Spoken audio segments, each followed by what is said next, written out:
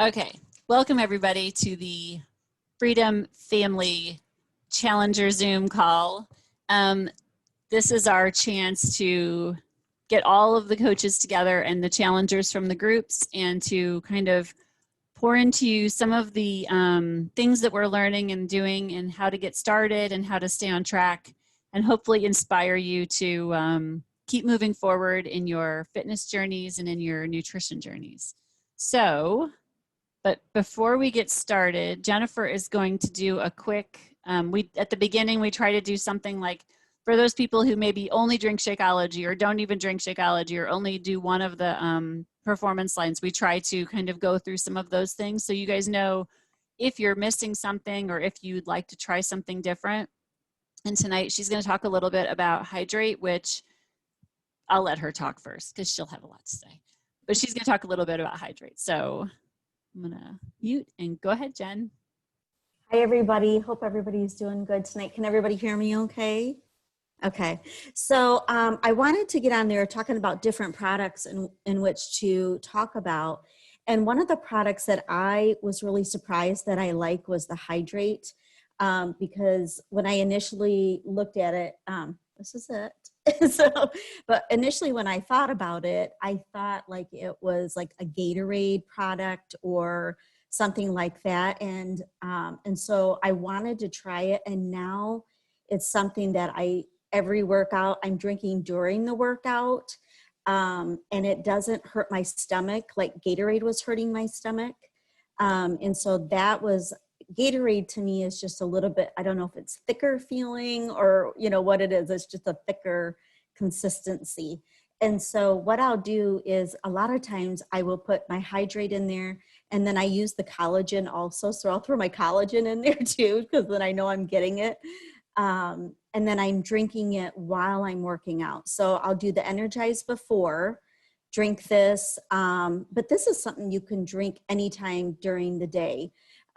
So which is really nice. If you even are sick of just drinking water alone, you could, you know, add a little bit of Hydrate into your water, maybe one time a day, just to have, you know, something that's tasty in there. And then also, if anybody has kids that are in sports, this is really good because it's really getting those electrolytes that they need during sports. And so my youngest son plays lacrosse. And so I've been having him use this instead of Gatorade or instead of Propel or any of those things, just because I know what's in it, which is a good thing, you know, and it's just, I think it's a cleaner product for him, which is really important to me. So I just wanted everybody to know about it. That's great, thanks. Yeah, my kids, when they played baseball and softball and sports, they would drink Gatorade and they made them more thirsty because they craved more water and it would upset their stomach. And so when they drank Hydrate, it was fine. And it's a much lighter, not so syrupy kind of drink. Exactly. And when I run, I can't drink Gatorade. It's too thick and gooey, but I can drink Hydrate all day. So yeah that's great. And it just replaces electrolytes, just what you need, as opposed to adding in all the corn syrup and all the other junk that's in Gatorade that you don't need. So yeah, that's great. Okay, so Sarah is going to take it away from here. She's going to talk a little bit about getting started, right? Okay. All right, so I'm going to warn everyone in advance. I have a teething almost 5-month-old here, and I'm the only one in the house because my husband's gone at training right now. So if he starts fussing, we're all stuck in this together. So we're talking about getting started right today. The topic that I chose for it beyond that was going from crazy to calm. I listened to this really cool TED Talk. For anyone who's talked to me for longer than 10 minutes, I listen to TED Talks daily because they're easy. I can throw them on while I'm cooking or while I'm driving to work.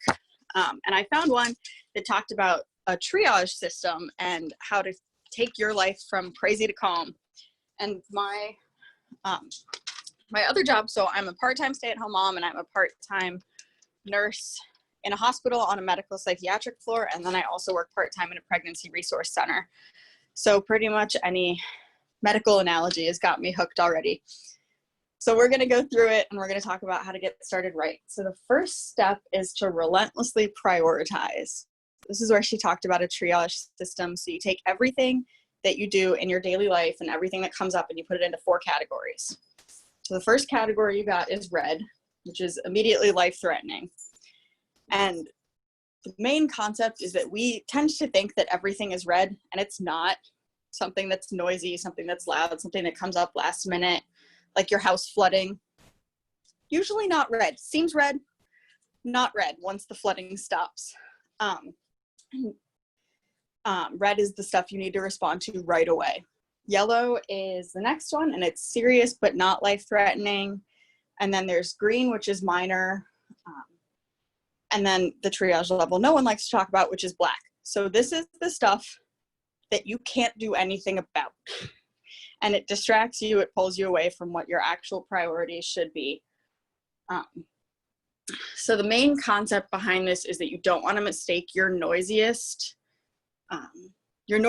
tasks as your most important ones. So the example that she gives in the talk, ironically, this is the second TED Talk I've listened to where her house flooded. Her house flooded and she had a 1-year-old in the ER. She was super late on a book chapter and then was the head of a fundraiser at one of her kids' schools. And she said, if we're going to go through in categories, what's red, what's yellow, what's green, and what's black, let's go through. So red was her kid was in the ER and she had to write the chapter on her book. Yellow was the house flooding because by the time she had realized it, the water had stopped. So it's not life-threatening. You don't have to do anything about it at that precise moment. And then black ended up being the fundraising thing. She said that she had to put it on a list, put someone else in charge of it, and move on. But if you originally look at that, the noisiest would be the flood. So you think that flood is what you have to respond to right away. It sucks up all your time. She also talks about changing your reaction to match the degree of urgency. So they've done a bunch of studies actually on how people react to stress and having to prioritize things. And they found that people have a tendency to respond to everything with the same level of urgency, no matter what it is. And that doing that, the people who do that have 4 times the level of cortisol, which is the stress hormone, than people who actually prioritize and respond differently to different situations. So decreasing that cortisol decreases our inflammation. When you have excess cortisol, it actually causes weight gain, weight retention, just general miserable feelings. So you want to focus on responding appropriately to each situation. Yeah, cortisol is no joke. It's a nightmare. So you respond appropriately to each situation. So your greens are not wasting a ton of time. They don't have to be perfect. The blacks, she talks about a strategy of at the beginning of your week, whatever day that is. So for me, I plan on Sundays. Some people plan on Mondays. I've started sitting down and writing down everything that needs to get done. And I actually write it in a chart now of red, yellow, green, and black. And black is all of the stuff that seems like it should matter, and it might matter, but I can't do anything about it. So black right now, my husband's gone at training.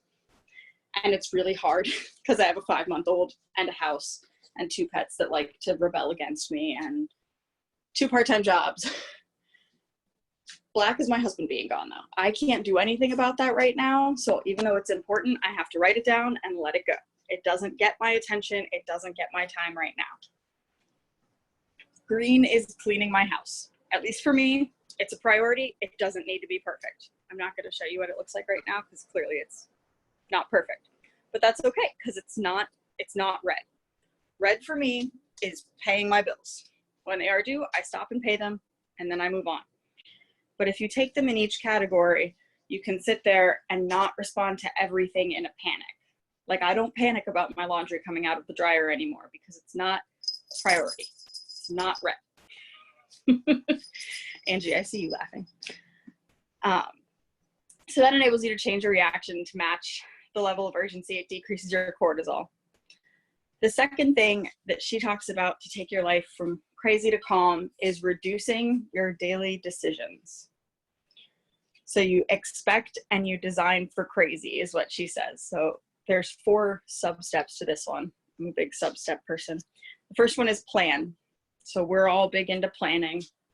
You plan your meals. I usually plan my meals on Sunday. You plan your workouts for the week. I plan my snacks out, so I actually have a dry erase board on my fridge, and then I write down what I can snack on that's in my fridge, so that when I want a snack, I can look at the list and it's not the entire bag of popcorn. It's the, oh, I wrote that I can have cheese and peanut butter or celery or something like that. The other thing with that is you want to plan out times when you're doing things. So if you have your workout schedule, that's great, but when are you doing it? Because I know I'm doing bar right now. Bar is an 8-week program. I have been doing it for 12-ish weeks. I'm on week 5 out of 8 because I keep telling myself, tomorrow I'm going to do core blend, which is my least favorite one, and I don't pick a time. I just tell myself, okay, I'll do it at some point. I never do my workouts first thing in the morning because then I'd just be really grumpy the rest of the day. So I wake up, and instead of doing it at like 8 a.m. when I've been awake for 2 hours and I'm ready to go, I say, I'll do it in the afternoon. Then the afternoon comes around and I'll do it in the evening, and then it doesn't happen, which is why I'm still on week 5 of 8, 12 weeks in. So you want to plan the times that you're doing the workouts. The other thing is you want to automate. So in terms of getting started right with your groups, set a reminder on your phone to check in with your group at a certain time, to track your stuff at a certain time. If you don't do it as you go, because I've never track as I go in the app, I'll usually try to come in at like 8 p.m. and track the Shakeology I had, the exercise that I did. If you track your food in the app, yeah, alarms are super helpful. I set an alarm for the beginning and the end of my prayer time. When I'm on my game, set an alarm for when I'm going to work out. And yeah, Megan just said the BOD group does have a reminder feature, so it can actually remind you. Mine used to remind me at 8 a.m. or 8 p.m. every night to log whatever I needed to log. So set your reminders. That way you're not just relying on your brain. Our brains have a bajillion different things going on, and you're not going to remember. The other one is co-locate. So you want to have everything you need in one place where it's supposed to be. This is the hardest thing for me. So you put your workout clothes out the night before, or you fall asleep in your workout clothes. I did that for a while and it was super helpful. I had my shoes next to my bed and I would go to sleep in whatever I was working out in the next morning. You meal plan, you have all your snacks already cut up in little baggies in your fridge. Anything that makes it easier for you so you're reducing your daily decisions, like she talks about. You're planning, expecting and designing for crazy, which, yes, put your Energize next to your bed. My husband put our coffee maker in our upstairs bathroom so that I just had to walk from my bedroom to my bathroom, get my coffee, and then start with my day. Okay, if you already mix Energize, mine settles out weirdly. I don't know if yours does, Jennifer, but mine does not stay mixed. But get everything all set out on the countertop for you, ready to go. And then the other thing is decreasing your temptation. This is actually really cool. They did a study, and when people kept their chocolate, their sweets, their goodies, whatever they tended to go for that they wanted to cut down on, when they kept it out of arm's reach, so up in like, I don't know, that one cabinet that everyone has above their fridge that no one can reach, when they kept it up there, they ate 70% less junk food. That is like the easiest thing to do, guys. Just stick it up out of reach. You chop up your veggies, ready to go. Okay, Megan, you're the only person that organizes that cabinet. Mine is full of all of the Tupperware I've never used. Chop up your veggies, ready to go. Have your plan for when you're going to have your Shakeology. I remember Megan had started posting something about she was craving sweets in the afternoon. I always crave mine at night, so I always have my Shakeology at like 8 p.m. when I want 17 bowls of ice cream. So if you plan for that and you decrease your temptations, that'll get you on the right track and get you preparing and designing for crazy so that your life can actually stay calm. Step 3, which is the last step and arguably the most hard for most people, is get out of your own head. the main thing with making your life calm instead of crazy is changing your vocabulary and changing the way you talk about your life. Crazy is a choice. If your life feels crazy busy, it's because you're choosing to let it feel crazy busy. Your life can have a lot of things going on, but if you reframe it, if you relentlessly prioritize, if you decrease your decision making, then it's a lot less crazy. If you rewrite your own inner monologue, you can reclaim your calm. You can figure out how to do what actually matters and let go of all of the stuff that doesn't. One of the tips that she talked about, and is especially helpful in coaching, in challenge groups, and listening to people, is, so she's an ER doctor. She talked about you want to prime your brain with compassion. So if you're in a situation you don't know what to do, you think, how can I help? What does the person in front of me need? And to be honest, you can do this with yourself. You can stand in the mirror and say, what does the person in front of me need? Do I need to take 5 minutes? Do I need to go actually eat a meal? Do I need to make my Shakeology or do my workout or check in with my group to get some help? So you stand there and you say, what does the person need? And the other thing is, the main thing that I've found most helpful when rewriting my inner dialogue is I don't like to call them mantras. They're like affirmation statements. So I go through and my big ones are, you are safe, you are competent, you're equipped, and you can do this. Because that takes a lot of the anxiety, a lot of the craziness out. You can reground yourself in calm if you know you are safe, you are competent, you are equipped, and you can do this. Another big one is, it's from Esther, but you were born for such a time as this. Like, God knew we were all going to be there. God gave you your kids for a reason. God gave you your coworkers for a reason. God gave you your life for a reason. So, okay, there was a question in the chat. That's the main things I had. Sorry, I go through very quickly. Can you go over the different areas from the beginning? Like the steps or the decision things?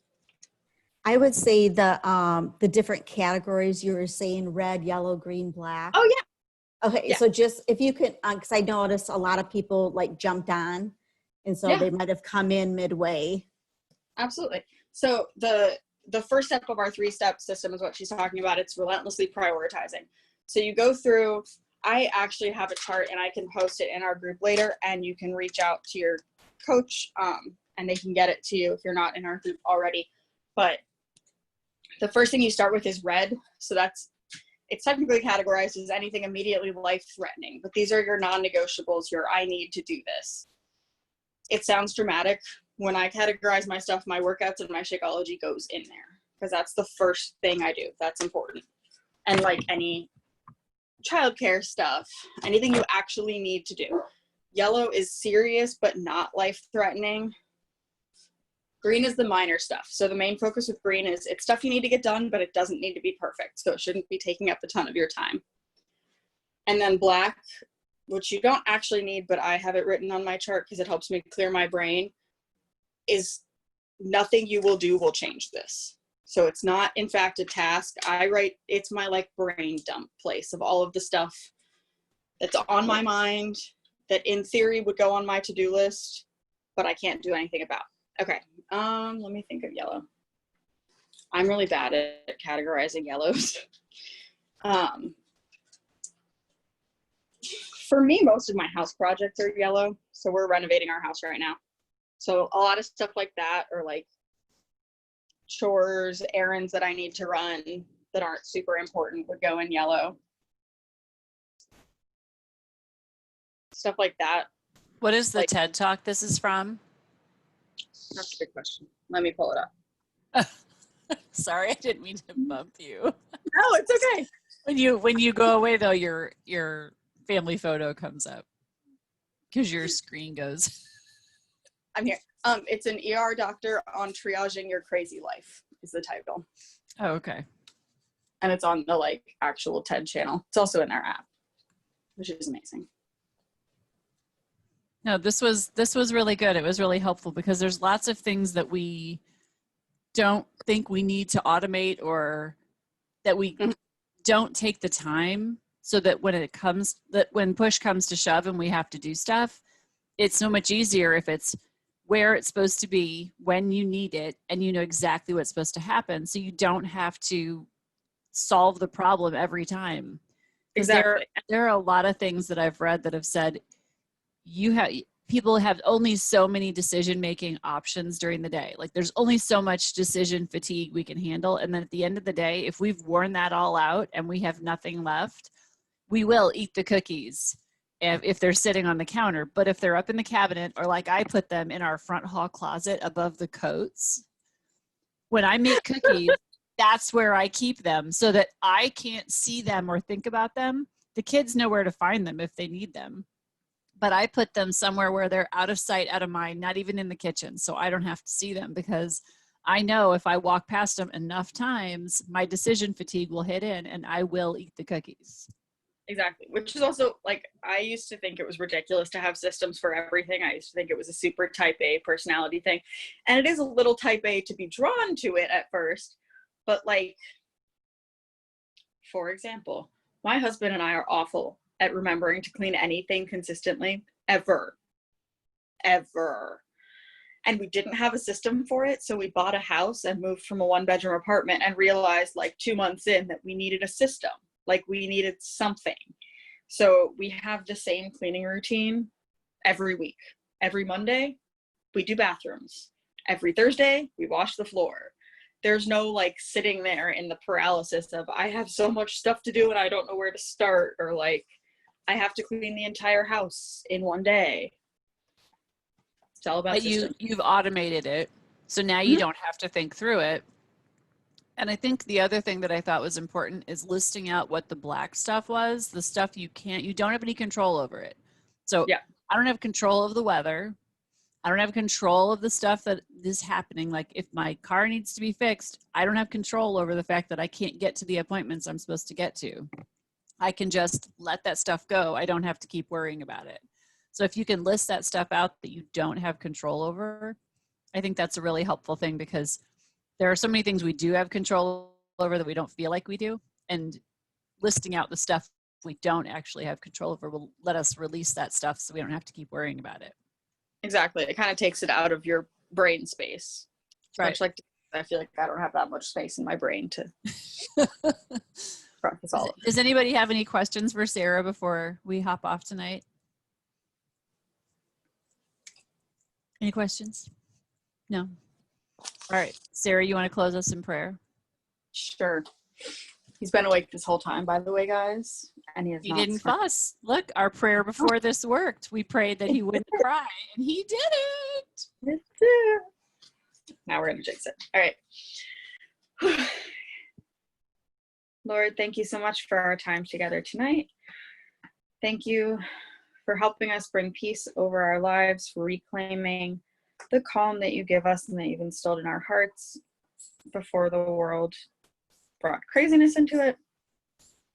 Thank you for the ability to learn and grow together for another week, to serve you and to do your will, to show your love to others.